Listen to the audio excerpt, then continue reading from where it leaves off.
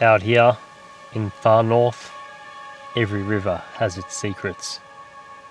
Below the surface, crocodiles patrol the banks, and hidden in the snags and muddy edges, there's another creature most people never get to see. Last night, I set a few pots in this river, hoping to catch Australia's biggest freshwater prawn, the cherabin. So, this morning, we're heading down to check them. And in croc country, you never quite know what's waiting in the water. Let's go check the pots. Wonder what we got in there. Hopefully some big stonkers. Where did I leave them? Here we go. Any crocs around? I don't know.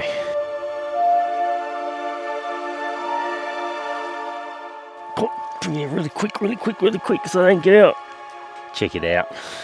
We've got ourselves some freshwater prawns. Cherabin. Wow. There's 3 in here. 3 beautiful cherabins in here. So how'd I get them? Well, last night I got out my pyramid nets and I loaded them up with some cat food. Yes, because cat food is cheap, it lasts really long, it works, but most importantly, if you just put a little bit in there, the crocs stay away. I grabbed my red light so the bugs stay out of my eyes, went down to the riverbank, had a little look around, got my spotlight out, made sure there was no crocodiles lurking around. None around as far as I could tell. Either way, I'm going to be extra careful. Found my locations, nice steep banks with big drop-offs. That's where the cherabins like to hang out, amongst the roots and the structure. The deeper the better, 4, 5, 6 meters, something like that. Chucked them in carefully, made sure that they hit the bottom and stayed upright before tying them off to a tree. With these type of nets, the cherabin go in and eat and then leave as well. So I checked them after about an hour, and lo and behold, already had one beautiful, good-sized cherabin. Wow. Check him out. Oh, he's got me. He even bit me, and now he's in my fridge. I'm going to cook him up a bit later on with these 3. Awesome. Let's go back to camp and have a look at Australia's largest freshwater prawn. Yeah. Winning. In Australia, we call these guys cherabins, but the actual species name, Macrobrachium rosenbergi. And as well as being Australia's largest freshwater prawn, they are also one of the largest freshwater prawn species in all the entire world.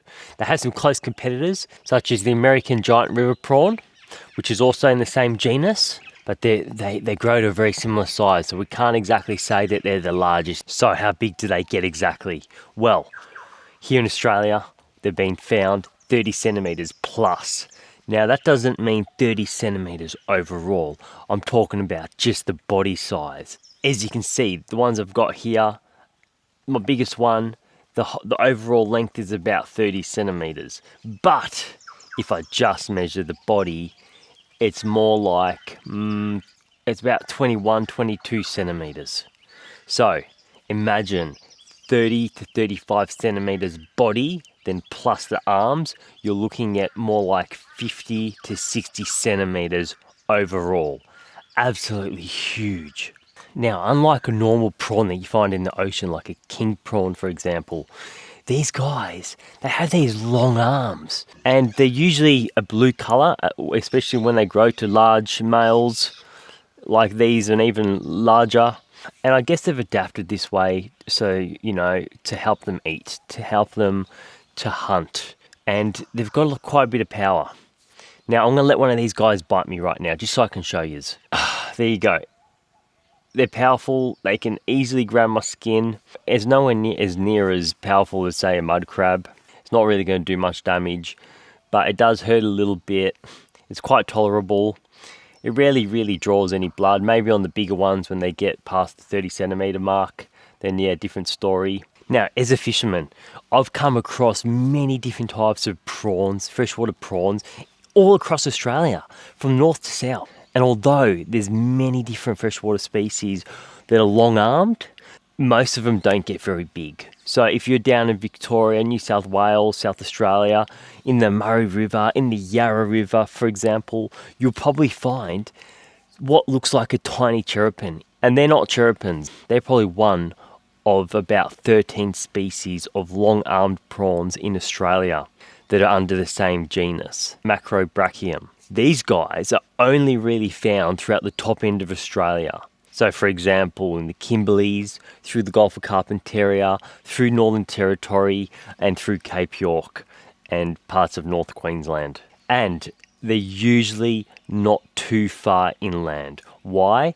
Because you see, although they're a freshwater prawn, they still need to reach the salt water, the brackish water in particularly, to enable to reproduce. How do they do this? Well, the females release their larvae, which then drifts downstream towards estuaries. And once it hits the brackish water and they spawn, then the juveniles then travel all the way back up into the freshwater reaches where they spend their whole entire lives. And some people, especially people living in remote parts, in indigenous communities in the top end, get to witness these massive migrations where there are up to millions of cherabins travelling back up the water systems during the wet seasons. You may have seen this on the television because I believe ABC did a report on it many years ago, and it probably went a little bit viral across the internet and across the television. Very interesting. Absolutely amazing. And you know, these people living now in these communities are very lucky because they literally can go out there with buckets and nets and spears and just collect so many big cherabins. Not only do they exist in Australia, but they exist throughout the Indo-Pacific. Yes, East India, Bangladesh, Myanmar, Thailand, Cambodia, Vietnam, Malaysia, Indonesia, Papua New Guinea, and the Philippines. And because they're such a valuable food resource in all of these countries, they've been introduced to more than 40 countries for aquaculture. Yes, they are farming these bad boys in China mainly, and then Indonesia, Bangladesh, Thailand, Brazil, all the way over in Mexico, Peru, the United States, Iran, and even several countries in Africa. And because they're in so many countries, sometimes they accidentally get released, you know, and they make their ways into waterways from these farms, which can be a problem, but I don't think it's a really big problem because for them to reproduce, don't forget, they need to be able to make it into salt water. Now, obviously everyone's eating these bad boys all around the world. Why? Because they're amazing eating. I absolutely love them. I won't ever let one go to waste. Yes, I do use them as light bait as well, especially when I'm trying to catch large barramundis, but I'll usually only give them the smaller ones. Anything over, say, 20 centimeters, I'll keep for myself to consume. Let's get in the kitchen. We're going to do a cook up. Welcome to my kitchen in the bush. Now, what are we going to make? We're going to make like a garlic prawn on rice kind of dealio. So what do we need? Okay, we need a few ingredients. Boom, we need some rice. I've got some jasmine stuff. That'll do. What do we got over here? A few goodies. Oh, that banana needs to be eaten. Take that out. We got some garlic. Hopefully it hasn't gone bad. What else? Maybe a little bit of extra virgin olive oil. And to the fridge we go. Of course, we need the one and only butter, bit of grass-fed stuff, quality stuff. Get the rice on first, get that cooking, because it might take a little bit longer than the rest of it. So if you're new to the channel and you like outback content, fishing, exploring, nature, animals, and everything else involved, you know, camping and hiking, you should probably subscribe to this channel, because this is what I do every single day of the week for like the last 8 years plus. I just cruise around and live on the road all around Australia. 1 cup of rice going in, a couple cups of water in there. Boom. Let's lard her up. Cool, while that's cooking, let's get these prawns ready. Now, here's a few that I pulled out of the fridge from last night and yesterday. And there's many ways to cook them. Like, I've literally just chucked them whole like that on the fire before and just turned them over until they've gone orange and eaten it just like a prawn. But today I'm going to actually pull the shell off just like that. Beautiful. Look at that. Now, keep the head on. I'm going to cook them like so. And there's no doubt indigenous people have been eating cherabin for thousands and thousands, probably tens of thousands of years. They are an absolutely delicious bit of bush tucker. Oh, got a bit of dirt on that one. That's all right, bit of dirt doesn't really matter. And the cherabin are also a very important part of the food chain. You see, it's not only people that eat them, but it's also fish, like barramundis, like sooty grunters, Saratoga. Even crocodiles eat them. Freshwater crocodiles eat them. I've seen saltwater crocodiles eat really big cherabins before. Now, the interesting thing about cherabins is they don't just eat meat. They'll also eat plant material like algae out of the rivers. And the shells come off pretty easy. It's not hard at all to do it like that. There we go. That should be enough. I'm going to save those couple for later, I reckon. I'm going to chop up 2 cloves of garlic. Squishy, squishy, squishy, as you do. Peel these bad boys out of there. Oh, that works good. Finally, chop these up as good as I can. I'm no chef, but I do my best. A little bit of butter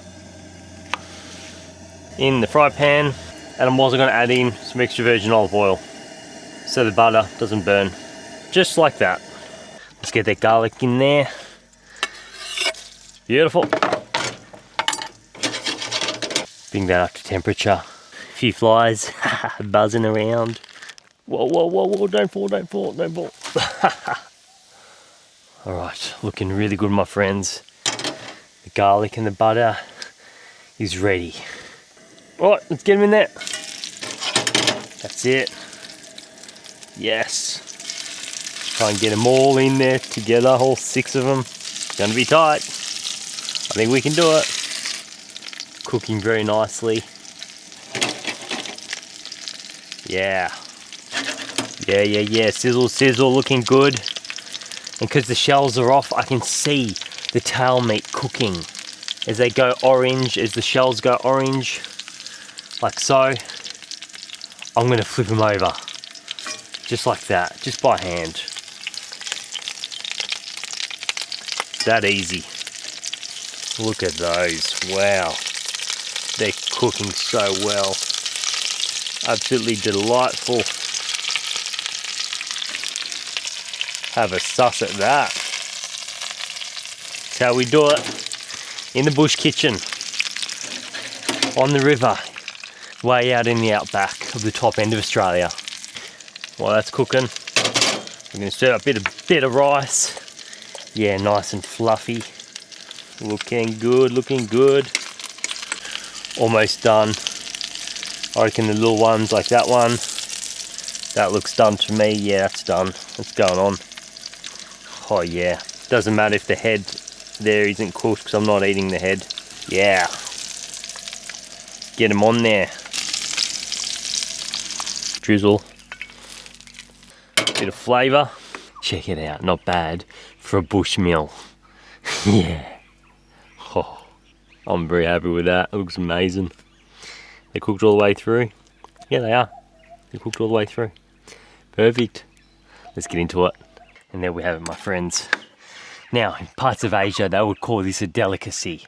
You'd go to a restaurant and order freshwater prawn on the menu. No doubt it has many different names in many different languages. But here, in the top end of Australia, we call this bush tucker at its finest. Oh, I don't know where to start. Yeah, let's start right here with this bad boy. Look at that. One good sized cherabin. Australia's largest freshwater prawn, but by no means the biggest one out there. This here is only a medium-sized one. Wow, look at this, look at this. Boom.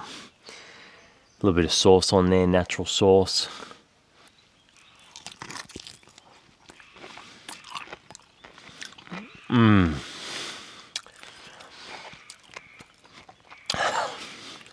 Next level. And though it looks very much like a prawn, like perhaps like a king prawn, I reckon it tastes way better than a prawn. Almost very similar in some ways to a crayfish. You may be wondering if you can eat the meat out of these long arms, out of the pinchers. And the answer is yes, but a little bit there, right there. Not much in them. But when they get really big, different story. You get a decent amount out of them. Definitely worth eating the claws as well. Oh yeah, I'm going to enjoy this. Just like that. Oh, my friends, thanks for watching. If you like what I'm doing, make sure you give us a like, comment, subscribe. Chuck us some hype points too. If you're watching on your mobile phone.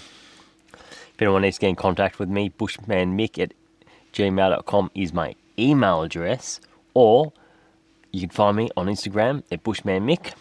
If you want to book in a phone call, if you just want to say g'day. Thanks for watching, everyone. See you next week. Over and out.